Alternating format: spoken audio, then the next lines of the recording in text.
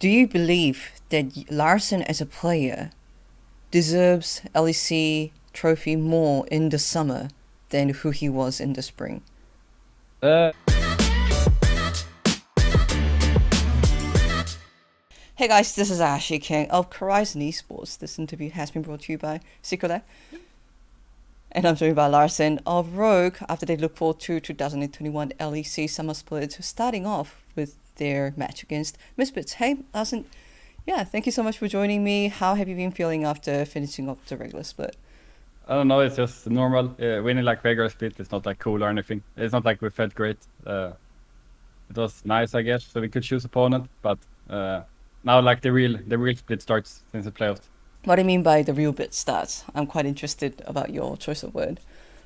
I mean, regular season is just like warm up for the playoffs, so that's why the playoffs is like the real part because that's where it actually matters. Mm-hmm.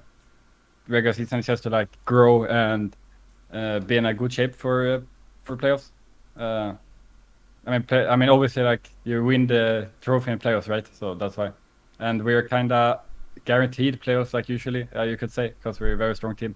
Hmm. So yeah, And in the LEC, it's quite interesting because all the playoffs team get about a week or 2 weeks break before coming into the playoffs. And you've been to a few playoffs now. So how do you or the team usually try to maximize the time to prepare for the matches mentally, physically?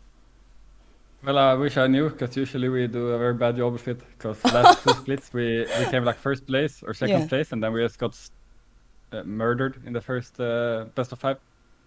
Uh, but this time we have the same patch as week 8. Usually we have a new patch that we need to learn. And new patch, usually we read it very bad coming into playoffs. But now we actually have a good read already from week 8. So we can't like fail that miserably, I think. And going back to the regular split, as you mentioned, Rogue is always known as the kings of the regular season.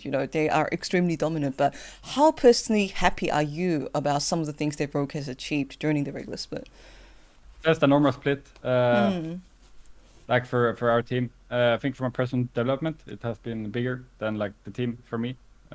We have obviously realized we need to improve our mid game a lot during the split, which is like the biggest thing. Where this meme comes from, the 20 to 30 minutes meme. So at least it like gave something good that we threw this game Yeah. because we had a great meme, right? So, but that's like the biggest thing that we take away from the regular season. I mean, we take into playoffs to make sure that this doesn't happen. That being said, I did want to dig down in this like the Rogue's playstyle subject a little bit because when I look at the stats, Rogue has spectacular, amazing like 15-minute goal differences. But yeah, the meme was of course joking in in a way of admiration for Rogue, but Rogue has a tendency to gain a huge goal lead, but not some always being able to translate that into an actual victory. It looks like you're already aware of the situation, but what is Rogue or you as an individual currently doing in order to kind of mitigate this effect? I think on stage especially we will be very aware of like not making these silly mistakes that we usually do. I don't think like these mistakes that make a pro game are like big things. They're very like easy fixable things. It's just about uh, being very like focused in game to not like get ahead of ourselves and just do something random because we're so ahead. It's like very good. I think our playstyle that we get like this ahead. We have like insane goal lead usually, like very insane. I think this split was like by far the biggest goal leads as well, uh, compared to other splits. And I, I mean, we kind of know like what things there. Okay, a lot of the throws are like different things, but there's like a few common things that we're aware about and that I'm very focused on, and I'll really make sure that it doesn't happen in like playoffs. I remember in the last playoffs, some of the Rogue players were also talking about some of the communication noises, especially when Rogue players stepped onto the stage first time, when a lot of the players were perhaps like shot calling over one another. Maybe it sounds like this issue in itself has been fixed within Rogue. Would you say so? Yeah, I mean, I would say it's a big improvement, yeah, on this part. I mean, before it was way more like hectic in game. People were like way more nervous, or like there was just so much comms about like user stuff. Yeah. And now it's more. I mean, it's more calm now. I would say. I think it's still very hectic sometimes. But this we like realize the situation and we try to calm it down. I definitely would like it to be way more calm, and but it is what it is. We still improved a lot on it, I think. So you discussed that Rogue is kind of trying to reduce some of the mistakes it's currently making. Yeah. But to ask you specifically, what are some of the measures that the team or you as an individual are doing in order to fix these issues? Because without those parts, Rogue is actually an amazing team right now. Yeah, I agree. Actually sad if this would like hold us back because we are like so good, and if I think like this would hold us back, it would be a tragedy. So I mean, usually in scrims, we look a lot at this part of the game, and personally, I look a lot at like the common mistakes and to make sure to help my like teammates to that we don't make them. So I'm trying to be very aware of the bad habits, and I will try to like help my teammates in like in game with it, and just to make sure that we have clear plans. Because I think if we have clear plans, it makes less mistakes. And personally, I watch a lot of FPL because they're so good at cleaning out games. I think. So I don't watch SK really. They're a bit slow, I think, but FPL is like so fast and so clean. Like the way they play when they get leads, I think is very, very, very good.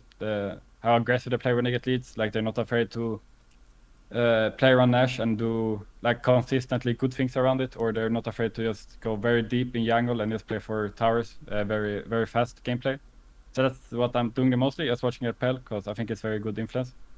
Even though we're not on the same like aggressiveness as FPL, they still have like very good macro. So I'm trying to take that away from them. What are some of the LPL teams that you've been maybe taking inspiration from? Because all LPL teams have very distinct playstyles. I mean, I'm usually just watching all of like top teams, all top team games. Like if top teams against bottom teams or top teams against top teams. I don't really watch the bottom tier teams, but I watch all the top teams, and I usually just focus on the 20 to 30 minute mark, like no joke. I was working on the 20 to 30 minute mark now for a bit, so. Like FPX, EDG, RNG. Yeah, top RNG, yeah. Top. Yeah. I know that this is like a big discussion that everyone's trying to jump on, but now that it's up, like now that it's brought up, I have to bring it up. Yeah, what do you think about the power levels between LEC and LPL and LCK? Everyone's talking about it right now, so if you want to like, add your 2 cents in. I mean, it's very hard for me because I don't watch SK, like at all, honestly. I watch the DK game sometime, T1 game sometime, but I don't watch enough to give an opinion. That would be like delusional to say give an opinion when I don't watch it. But I would definitely say LPL is like quite a bit stronger than LEC. Like the way they play mechanically, the way they snowball the games, it's just way better, I think. But I think LEC like has a strong split as well in terms of top teams. I think we have a lot of strong teams actually. Like even the tier 5 team Fnatic is like strong, and usually I think it's weaker teams. So I think LEC is in a good spot, and I mean it's very hard to judge until you actually get to Worlds. But definitely LPL is stronger, and LCK should be a bit stronger, I guess, because they usually are. But it seems like LCK is not as strong anymore. But we will see. Yeah, I guess you can't really tell until the teams start like screaming and facing each other.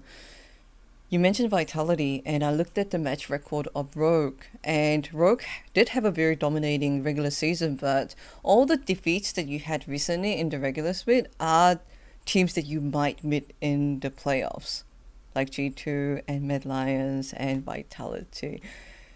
What are your resolutions for the playoffs? I doubt we meet Vitality, and G2, well, they're always lacking regular season against us. That's it. Playoffs is our home court against them, I think. And my resolution of playoffs is definitely to like win the playoffs like by good margin. I want to like show that we're one step above everyone else. Yeah.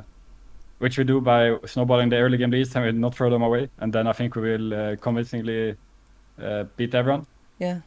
So that's what I want to do. I just want to show that we're one step above everyone else and take the trophy home. Yeah. Random question. Do you believe that Larssen as a player deserves LEC trophy more in the summer than who he was in the spring? Yeah, definitely. I think I've been making a lot of conscious decisions, like how to improve myself and how to improve myself on the LEC stage during the summer split. So I think it will feel a lot more rewarding this split to win it than last split, because last split I was freestyling a lot. But this split, I think I improved a lot as a player and a human.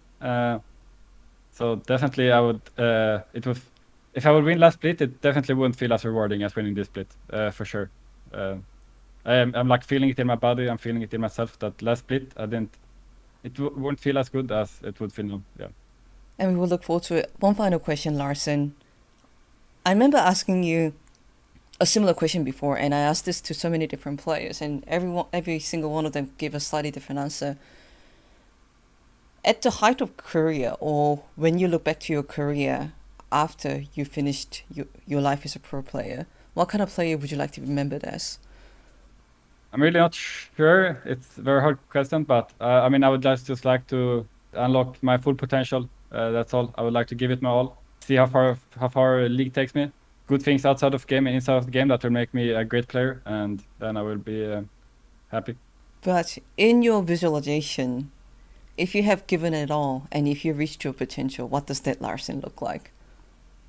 I guess winning worlds, yeah. Yeah.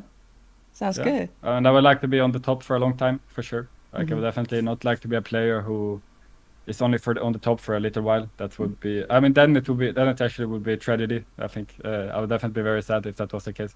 But I'm very confident that I will stay on the top for a long time, and that's definitely what I want to do.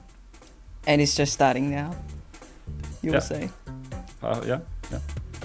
Sounds good. And thank you so much for your time, and best of luck for the LEC playoffs. Thank you. Thank you. Bye bye.